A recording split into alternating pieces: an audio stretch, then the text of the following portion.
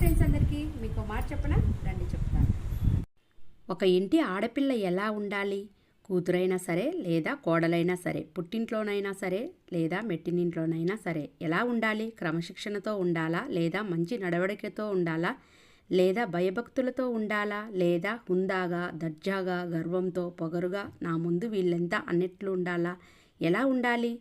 ఏ ఇంటి ఆడపిల్లైనా సరే నలుగురు ఇంటికొచ్చినప్పుడు చూడగానే కలకలలాడుతూ చక్కగా నవ్వుమొహంతో అక్షరాల శ్రీ మహాలక్ష్మిలా ఉన్నావమ్మా అని పోల్చేలా ఉండాలి. అలాగే జ్ఞానంలో భర్తకు ఏదైనా సమస్య వచ్చినప్పుడు సలహాలిచ్చే సలహాదారిలా సాక్షాత్తు సరస్వతీదేవిలా ఉండాలి. గుణంలో మన ఇంటికి ఎవరైనా చుట్టాలొచ్చినప్పుడు కూర్చోండి, మంచినీళ్ళు తాగండి అనేలా, ఇంకా చెప్పాలంటే దేహి అని మన ఇంటి ముందుకు ఎవరైనా వస్తే వారికి పట్టెడన్నం పెట్టి వారి ఆకలి తీర్చేలా అచ్చం అన్నపూర్ణేశ్వరిలా ఉండాలి. వీటన్నిటిని మించి కొత్త చీర కట్టినా పాత చీర కట్టినా చేతులు